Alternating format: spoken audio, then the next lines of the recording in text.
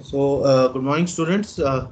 Today we are going to look at some of the numericals of the derivation that we did for numerical aperture and acceptance angle, and then discuss the concepts of modes and rays, and also extend on the types of fibers. Before that, let's just quickly recap what we had done yesterday. We have been looking at what are the advantages of a fiber and how the fiber can provide us, higher bandwidth compared to other channels. Based on that, we've looked at the operation or the propagation of light inside the fiber, and that happens due to the Snell's law. And then in that Snell's law, we need to ensure that the incident ray, the ray at which the light hits the optical fiber, needs to be larger than what is known as the acceptance angle. And once that happens, then there is no refraction, and the light is only reflected inside the same material. And for optical fiber, the same material needs to be the core of the fiber. So depending on that, we've gone ahead and derived yesterday the acceptance angle relation with the numerical aperture, which is defined as the light gathering capacity of a fiber. We already know the equation for uh, the critical angle phi c, and we have seen that it is only related to the refractive index of the two materials. So this the thing shown on your screen is basically the derivation of the refractive index relation with that of numerical aperture and theta a, right? We also introduced yesterday the index difference or relative index difference delta, and we have defined the same, right? So that was part A of what we did in the previous lecture. In part B of the lecture, we have tried to understand the types of the fiber cables, optical fiber cables, and they can be defined in two terms. One is based on the index profile and the other is based on the mode. Till now, we do not still know what is the mode that we are going to cover today, but we do know what is the index profile, that is the refractive index profile. If I want to be more precise, this is the refractive index profile, right? So based on the refractive index profile, we have step index or graded index fiber. Based on the modes, we have a single mode and a multi-mode fiber. And then I explained you that single mode fibers are mostly used for long distance transmission, whereas multi-mode fibers are used for short distance transmission, somewhere between 500 meters to 1 kilometer, right? And then we saw yesterday how the step index fiber profile would look like. So the what you see on the screen is the profile of a step index fiber, and followed by the profile of a graded index fiber, right?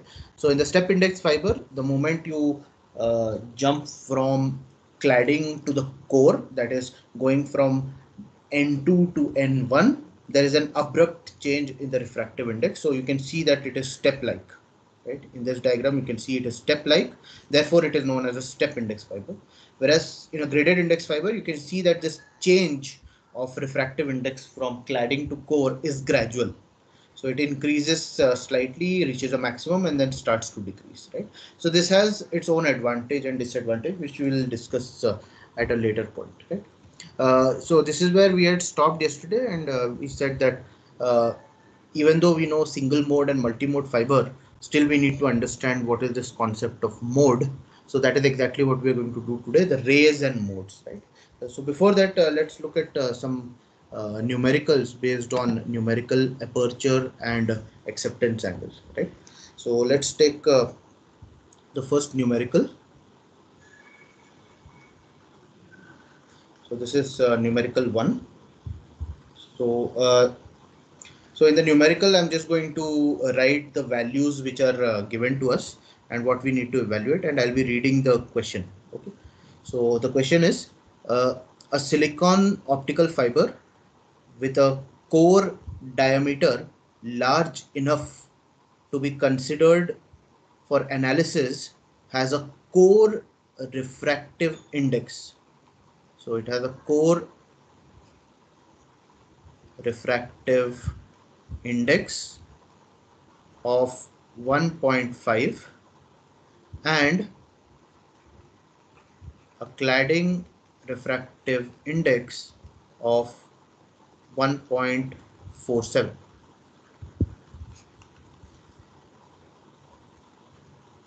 The question is determine one,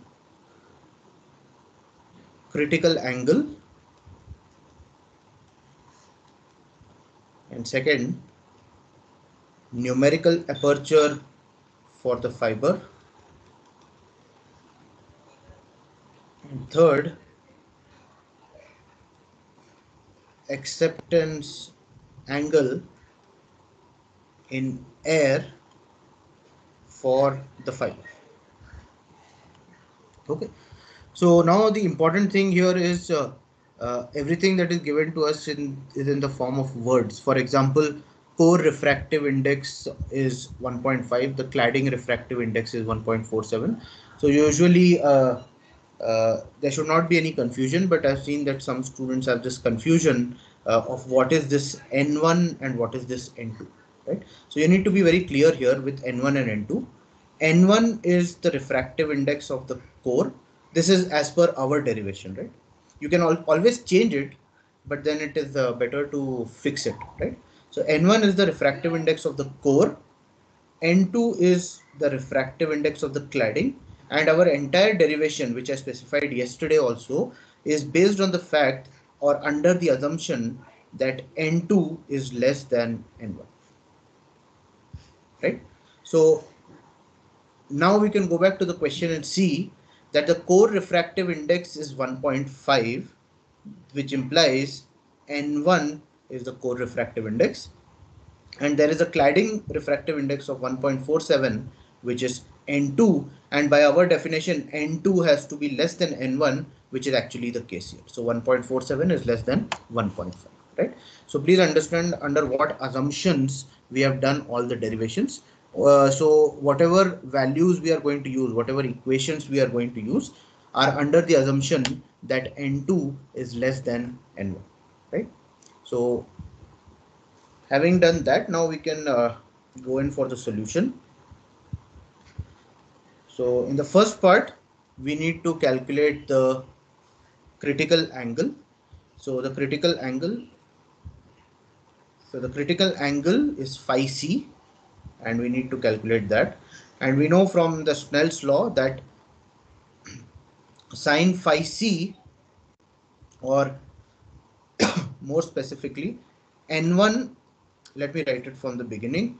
You have n1 sine phi 1 is n2 sine phi 2. However, when phi 1 becomes critical angle phi c, n2 becomes phi 2 becomes 90 degree. Therefore n1 sine phi c is n2, right? Therefore sine phi c is n2 by n1,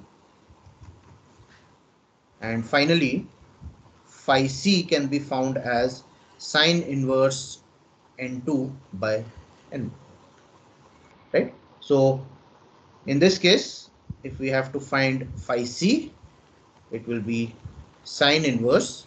The value of n2 is the cladding refractive index, which is 1.47, and n1 is the core refractive index, which is 1.50. And if you find the sine inverse of those that ratio 1.47 by 1.5, I'm just finding it out. Okay, you get somewhere close to 78.5 degrees.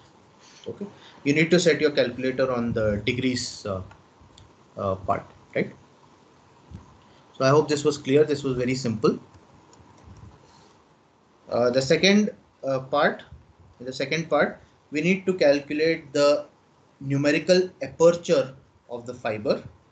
Now there are different various equations for the Na, but what we are given here is only the refractive index of the core and the cladding, and therefore we are going to use the equation that Na is nothing but n1 square minus n2 square, right?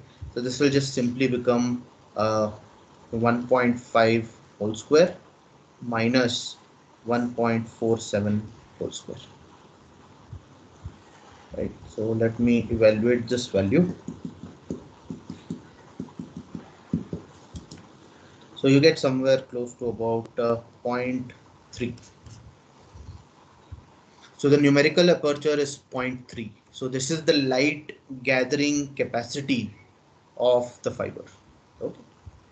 Now in the third case, we need to find the acceptance angle, and we know by the derivation that sine theta A is root of n1 square minus n2 square, but we can see from part 2 that n1 square minus n2 square root is nothing but na. Therefore, I can find acceptance angle theta A as very simply sine inverse na. So in this case, this will be sine inverse 0.3. Okay. And this value turns out to be 17.4 degrees. It's a very simple problem. Only thing we need to understand the and know which equation we are going to use. Okay, so I hope this was clear. Now let's look at another simple problem. If you have any questions, feel free to interrupt me. Okay, but these are just using the equations which we have already derived. Okay, so let us look at the next problem. So the next problem is a typical value of index difference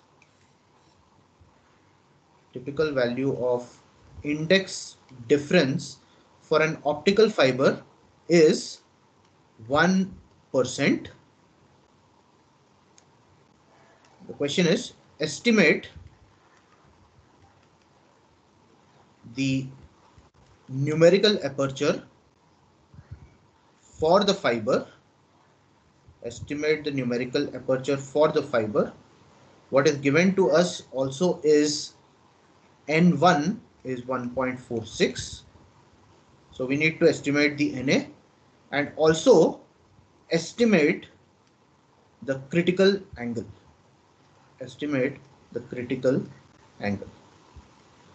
Right? So we need to estimate two things. One is the na, second is the critical angle. What we are given is the index difference as 1% and the core refractive index n1 as 1.46. Okay? So we are given the index difference as 1%, which implies that delta is 1%. Right? That's how we represent the index difference or the relative index difference. Right? So we need to evaluate the na. Now na has one equation which is root of n1 square minus n2 square, which also is sine theta a. However, we will not be in a position to use this equation because we do not have the value of n2, right? Therefore, as derived yesterday, there is another equation for na in the form of delta, and if I take you back to that derivation, we can see that using some approximation we had evaluated equation 4 here, which relates na with delta, right? So we are going to use that equation here because we are already given the value of delta, and therefore I can use that equation. So I will rewrite that equation 4 which we had derived yesterday. So you have n1 na as n1 root of 2 delta, right? And we are given the value of n1 which is 1.46, and here you have square root of 2 into delta. Delta is 1%, so it will just become 0.01. Right? So with this, the Na turns out to be somewhere around 0.21. That is the value of Na. Okay, so we are calculating Na, which we had done in the previous problem also, but the equation used there was different. However, the equation used here is different.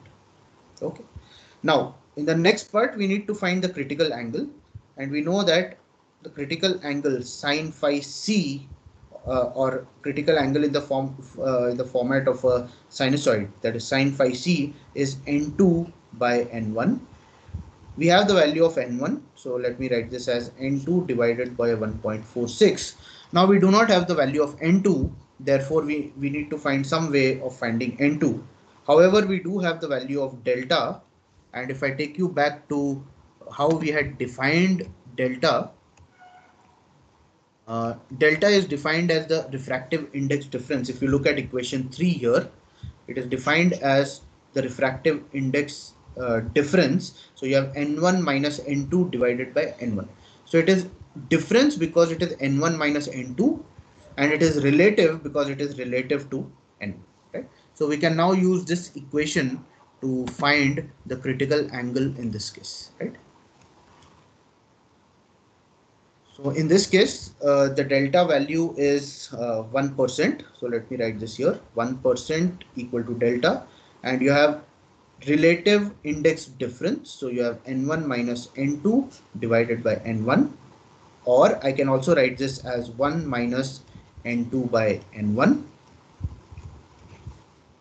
Therefore, from this, n2 by n1 is nothing but 1 minus 1%, or 1 minus delta, which is 1 minus 1%, which is 1 minus 0.01, because delta is 1%. Therefore, this becomes 0.99. Right? So n2 by n1 is 0.99. Therefore, I can now use that value for sine phi c. Therefore, phi c is